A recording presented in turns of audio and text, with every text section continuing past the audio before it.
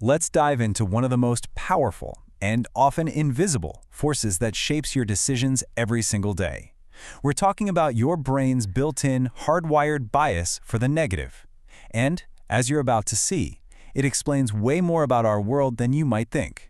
So, to get started, let's go to a place where you'd think logic, skill, and precision would rule everything. The world of professional golf.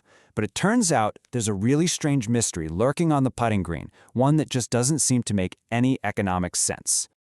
Okay, so here's the puzzle. Why are the world's best golfers, we're talking the absolute top tier, statistically better when they're putting to save par, which is basically avoiding a loss, than when they're putting for a birdie, which is scoring a gain? I mean, the distance is the same, their incredible skill is identical, so what's going on? And listen, this is not just some tiny, insignificant little quirk in the data. The stakes here are huge. In fact, it's been calculated that if Tiger Woods, back in his prime, had been able to overcome just this one bias, he would have earned about an extra $1 million per season. Well, the answer to this million-dollar puzzle has absolutely nothing to do with golf strategy. It has everything to do with how our brains are fundamentally wired for one thing: survival. And it's a concept called negativity dominance.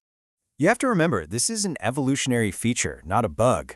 Our brains evolved in a world that was full of constant danger. So the brain that paid extra attention to that rustle in the bushes, a potential threat, was way more likely to survive than the brain that was focused on a pretty flower, a potential opportunity. Bad news just gets priority processing in our heads. It cuts to the front of the line.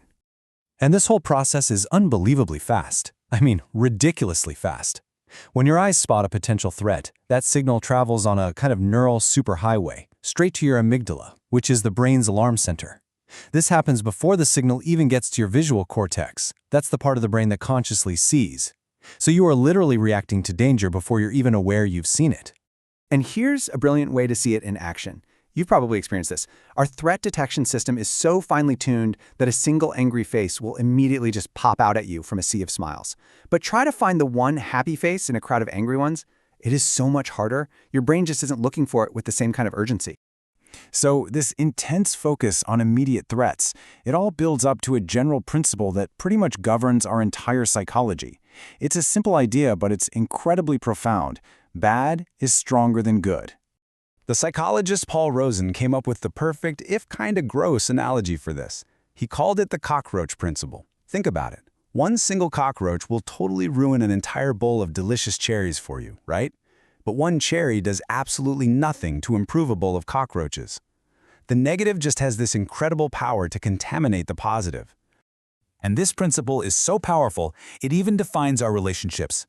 The famous researcher John Gottman studied married couples for decades, and he found that the magic number for a stable, happy relationship is a 5-to-1 ratio. You need at least 5 good interactions to cancel out the impact of a single bad one. 5-to-1! And the evidence for this is just everywhere you look. It's why we obsess over a single criticism and kind of forget a dozen compliments. It's why bad first impressions are so darn hard to shake. And it's why a friendship that you might have spent years building can be completely destroyed by one single act of betrayal. Okay, so this general focus on the bad, what we call negativity dominance, that leads us to the second key idea. That's going to bring us right back to our golf puzzle. And this one is called loss aversion. Here's the crucial point. The psychological pain of losing something is about twice as powerful as the pleasure of gaining that exact same thing. Let that sink in. We are fundamentally wired to play defense, to protect what we already have, rather than to go out and try to get more. And this pops up in some really weird places.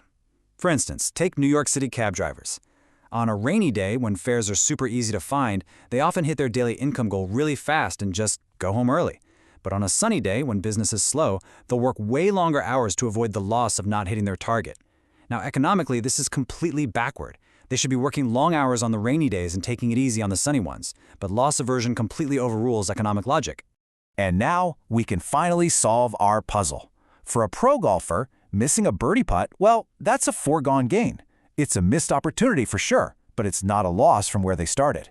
But missing a par putt means getting a bogey. And that is a concrete, painful loss.